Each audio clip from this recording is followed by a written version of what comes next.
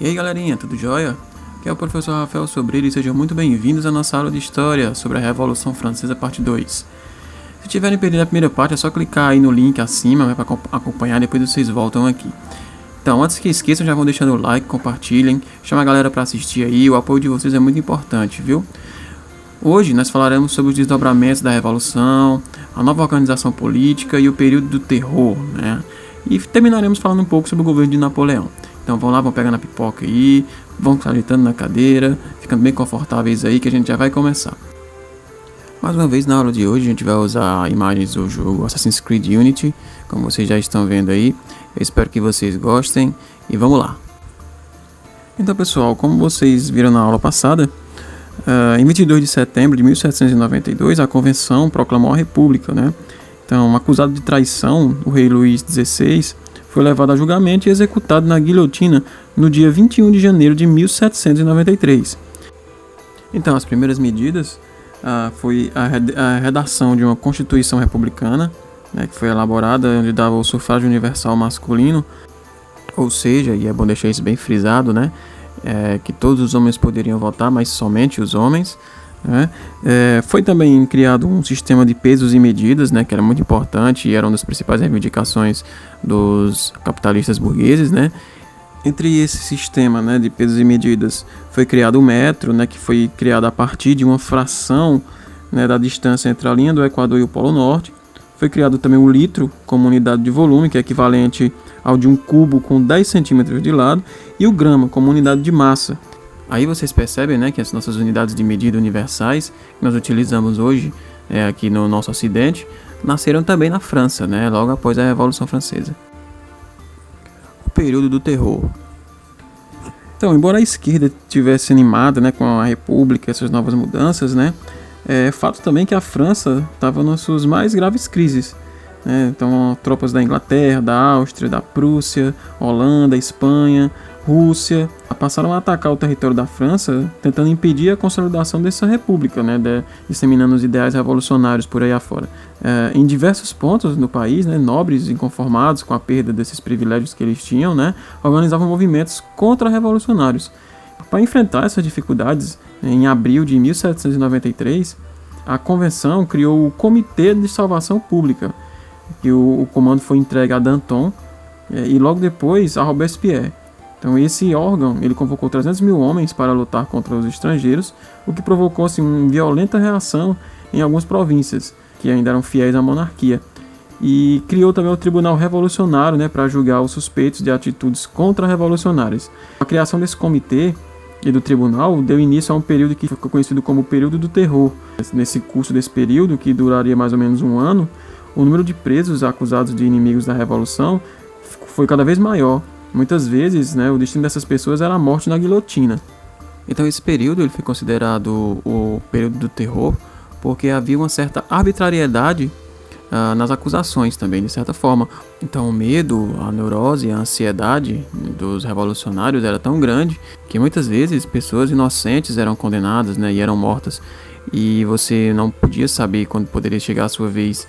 Você seria acusado e preso, perdia seus direitos civis, né, e seria preso e executado, né, torturado. Então ficou conhecido como o período do terror por causa disso. É importante notarem, né, que houve esse período altamente bárbaro na pós-revolução. É bom notarmos também algumas outras medidas tomadas pelo Comitê da Salvação Pública, que foi decretar o alistamento em massa de todos os jovens entre 18 e 25 anos, que eram solteiros ou viúvos, tabelar os gêneros de primeira necessidade e elevar os salários, além de dividir as terras dos nobres que tinham vindo de outros países e doaram aos camponeses.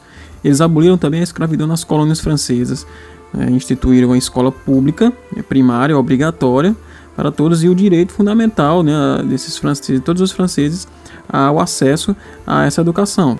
Outro pequeno adendo é que o próprio Danton, que foi um dos líderes da Revolução, foi condenado à morte na guilhotina pelo Robespierre, o seu antigo companheiro.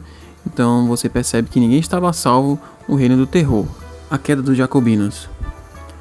O governo jacobino contava inicialmente com um grande apoio popular, porque criou impostos sobre os ricos, aprovou leis fixando um teto para os preços dos produtos, regulamentou também os salários, abriu escolas, repartiu os bens dos nobres, beneficiou cerca de 3 milhões de pessoas.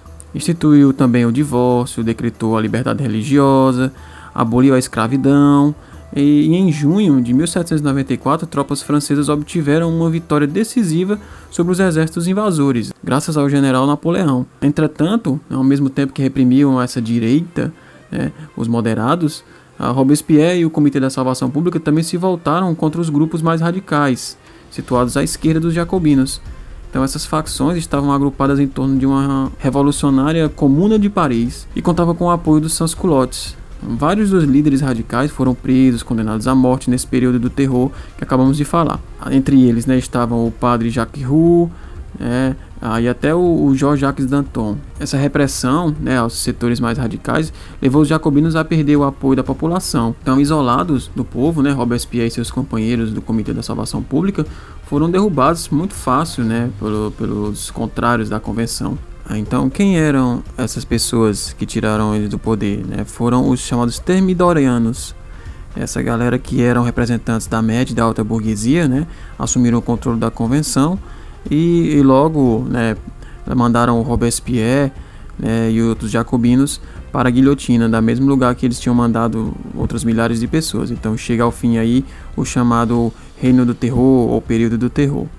Então Michel Foucault, no seu livro Vigiar e Punir, ele fala que a guilhotina era uma máquina criada para decapitar pessoas, que foi adotada na França pela primeira vez em 1792, devido aos apelos do médico parisiense Joseph Guillotin, que defendia o direito de condenados à morte de terem um fim rápido e sem dor. Até então, lá na França, os métodos de execução, na época utilizados, eram o esquartejamento, a forca, as variantes do suplício na roda, que era como a pessoa era colocada amarrada na parte externa de uma roda e sob ela, brasas incandescentes que, conforme o carrasco girava a roda, a pessoa era assada viva. Então, diante da população que se reunia para ver essa cena.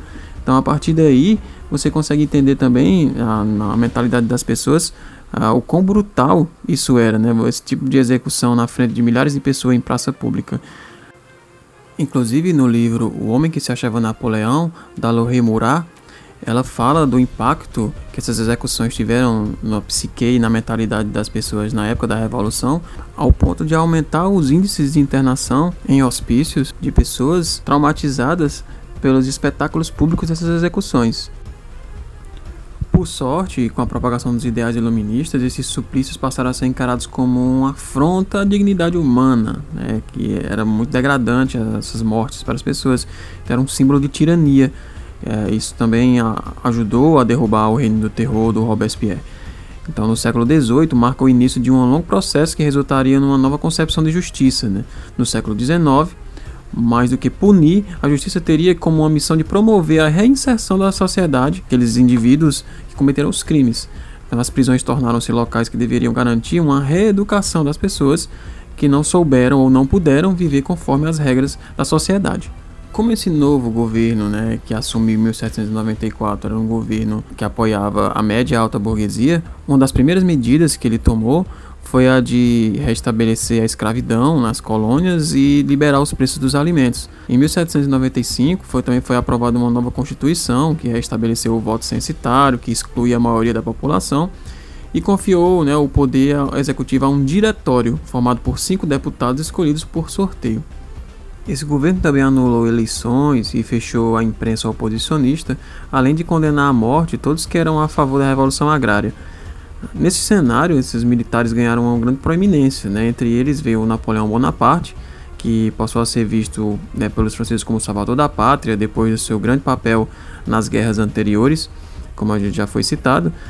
Então, no dia 10 de novembro de 1799, conhecido como 18 de Brumário, pelo calendário republicano lá dos franceses, Napoleão Bonaparte, apoiado por um grupo político-militar, tomou o poder, foi conhecido como 18 de Brumário, um golpe de Estado, onde Napoleão toma o poder do diretório francês e institui uma nova constituição baseada no consulado, ou seja, o poder executivo formado por 3 cônsules, entre eles ele e o próprio Bonaparte. Assim, galerinha, nós terminamos o processo revolucionário francês até a formação e a queda da sua primeira república e damos espaço agora à ascensão de Napoleão, né, que ficará para outro momento. A Revolução Francesa, apesar do seu caráter violento e por muitas vezes até tirânico, teve grande importância no processo de mudança entre a Idade Média e Moderna na França, na Europa e até mesmo no mundo, liderando como exemplo a queda de antigos regimes monárquicos para dar lugar ao capitalismo e à ascensão da burguesia no mundo. Ela serviu de exemplo para várias outras revoluções, como a americana, a haitiana e até mesmo a brasileira. Ela também mostrou um dos caminhos para a libertação e o rompimento com regimes monárquicos e tirânicos, onde os opressores detinham todo o poder político, religioso e o legislativo. Em contrapartida com países que tiveram rompimentos mais brandos, que até hoje sofrem com isso, como é o caso do Brasil, por exemplo, em que a família real, que ainda vive aqui, vira e mexe estão reivindicando direitos de outrora para si e para seus descendentes.